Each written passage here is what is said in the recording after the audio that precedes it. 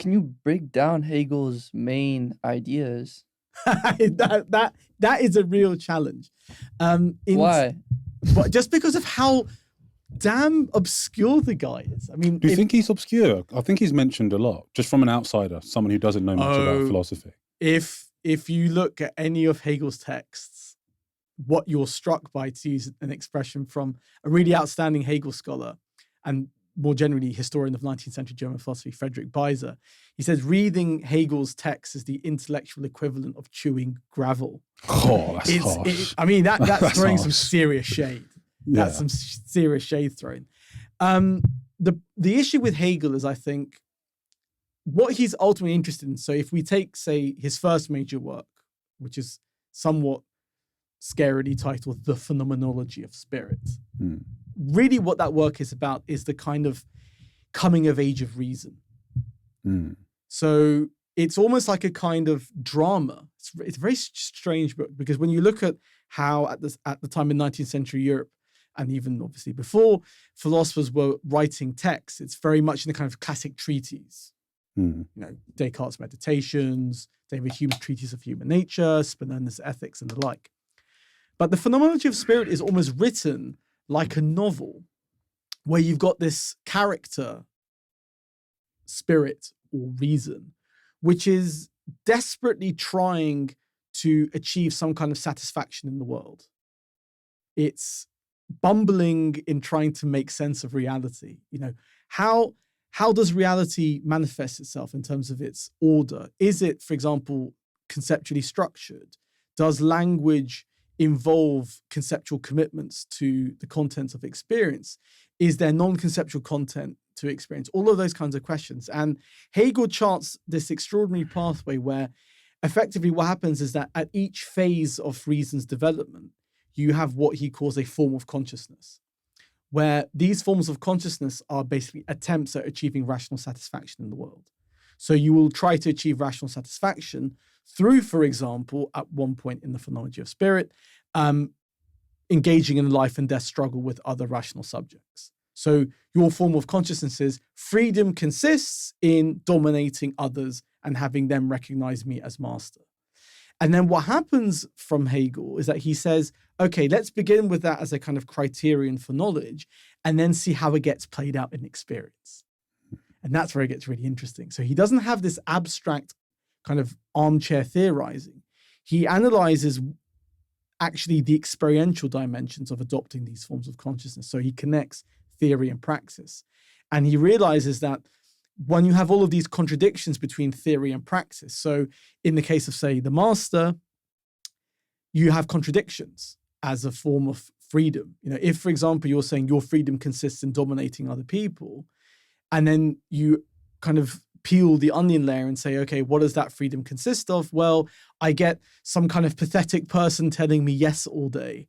It's not a very uplifting form of freedom. It's not empowering. You don't think, oh, wow, you know, gosh, this is really life affirming. I've just got this nervous wreck kind of, you can't even make eye contact with me, telling me how great I am. So that's the kind of, it sets the stage for the collapse of that framework where you realize that work provides dignity for the enslaved subjectivity to some degree. And then the master realizes that having this radically asymmetrical social structure is not helping them either. So you move from that towards mutual recognition and things like that. So ultimately what Hegel wants to do is transform reason from being totally dispassionate and detached from the world to finding itself satisfied only once it sees all parts of reality as fundamentally interconnected together. And that's the ultimate kind of form of consciousness that he achieves at the end of the book, where he says reason has achieved what he calls absolute knowing, which is not necessarily having a kind of God's eye perspective of things. It's rather an ability to be self-reflective of the entire history of reason itself. So it's not exactly a shallow claim by Hegel in that book, but it's more about trying to analyze and come to terms with the sheer weight of history and socialization in the development of our concepts, and to celebrate our embodied subjectivity as well, that we are ultimately historical, social, fallible beings. and we are just trying to make sense of the world as best as we can. We stumble, we fall, we constantly make mistakes, but as he puts it very beautifully, the fear of error is the fear of truth. So ultimately, the more we experiment, the more we achieve freedom itself. So that's just, one part of Hegel's work. And then you've got arguably his main piece of scholarship is called The Science of Logic, which I definitely won't go into just because it would terrify most of your listeners. Why not? It's just so dense in terms of the actual subject matter, because effectively what Hegel does at the end of the Phenomenology of Spirit, he says, okay, you've read this, 800, 900 page piece of work. That's just the starter. What we now need to look at is the kind of metaphysical concepts behind the Phenomenology of Spirit itself. And that's where he leads to the logic itself. But the really, I think the most impactful work, certainly for me, that Hegel produced is his very, very beautiful work on social and political theory called The Philosophy of Right, which was written in the latter stage of his career, where he provides one of the most interesting critiques of capitalism, I think, ever seen in the Western canon, at least. It's actually more Marxian than Marx in various ways. But I'm happy to talk about that if you wish as well. Please do. Okay, I will be brief because I'm sure you've got other questions that you want me to attend to. But one of the key things in that work is that Hegel is analyzing effectively the development of modern civil society. And he's looking at a kind of development of capitalism where he sees capitalism as creating a situation where you have an emergence of a particular kind of underclass, what he calls the rabble. Now, he doesn't mean that in the kind of derogatory sense. He's not a kind of Tory politician going, oh my God, these bloody peasants, etc. And it's not also something like in Parasite, the film, where there's kind of like the whiff of the poor bothers Hegel. This is far more actually intellectually sensitive and deeply moving actually at times, where the rabble is conceived of Hegel as a logical feature of capitalism. Now that poverty is not accidentally connected to capitalism. It is actually logically built into the capitalist framework itself. That capitalism's success depends on the production of poverty and the exploitation of this underclass that he calls the rabble. And what Hegel does is that he talks about the ways in which the rabble become increasingly disaffected by the institutions of modern society. So modern society at this time, it promises institutions designed to realize freedom, education sector. So the growth, the beginnings of universities and things like that. So institutions in modernity are designed to promise freedom. You think about even the founding of the American Republic is built on this idea that institutions will realize freedom. But then what the rabble realize is that, hold up, these institutions aren't enabling me to achieve freedom. They're enabling all of these other people to achieve freedom. And I'm kind of left in this kind of horribly disenfranchised situation. And what then happens is that as the rabble become increasingly disenfranchised and alienated from the institutions of modernity, that leads them to become violent. And it's an extraordinarily prescient analysis. So this is what, kind of 1820, Hegel is making these points. Marx develops this at length, obviously in his 1844 Paris manuscripts. But if we start analyzing contemporary crisis situations, like, for example, the Donald Trump phenomenon, the illiberal turn in Hungary, the Reform Party's rise in the UK, the Rotherham riots in the summer, that's kind of speaking volumes about Hegel's analysis. And Hegel already got this point centuries ago. And, plus ça change, plus c'est la même chose. More it changes, more it's the same situation, sadly.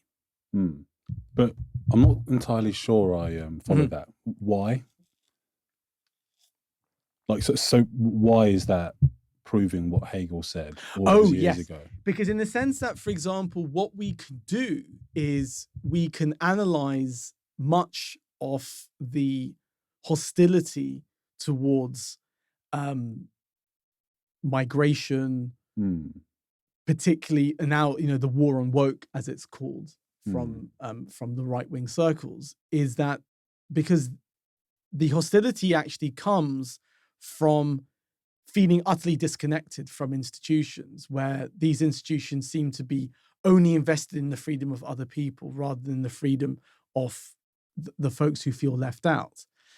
But the key point is that the reason for that sense of alienation doesn't come from at all anything to do with that, white supremacist racist conspiracy that initially was on the far margins of the far right and is now increasingly normalized in mainstream right-wing discourse about the Great Replacement theory. So that started in America, the sense that, okay, by 2050, white folk will be officially minoritized. There will be more Black and Latino folk or Latinx folk than white folk in America. But the point is that all of these anxieties about social change are intensified by the pathologies of capitalism. Now, what capitalism ultimately rests on is getting folks alienated under capitalism, particularly, say, in this case, white working class folk. It's designed to get them resentful of the other. So queer folk, trans folk, people of color, when ironically, the very people who are responsible for oppressing them are the ones that they're voting for. So, in the case of, for example, Donald Trump, what he's doing is saying the reason why America is being screwed, allegedly, is because of, DEI. Nigel Farage has even just been saying Britain is enthralled to left-wing school teachers and academics poisoning the minds of young folk. But people like Nigel Farage are emblems of capitalist exploitation, whose wealth is predicated on thievery and the like. So what we have is this very, very peculiar situation where the underclass that has been created by capitalism is being whipped up by capitalist elites effectively to maintain the integrity of the system. And it's very different to see what happened. It's very different to what we're seeing now to what was going on, say, in the mid to late 1960s in the US, where you had folks like Fred Hampton in the Black Panther Party who were able to form coalitions between anti-racist activists and also white working class folks who were experiencing intensely alienating features of capitalism. And that kind of rainbow coalition, as it was called, was such a threat that Fred Hampton eventually was assassinated, because he was able to speak through the noise to get white working class voters to see Black Panthers are not the problem, queer folk aren't the problem, Latino and Latina and Latinx folk aren't the problem. The problem is the way in which capitalism operates. And we need to pull together to combat that. So that type of discourse that we saw in the late 60s, sadly, that's not happening now. What's happening now, there's almost been some kind of tragic regression into silos where we're not able to pool resources together. It's almost as if each group is kind of struggling for its own dignity, effectively, which is a regrettable problem, I think.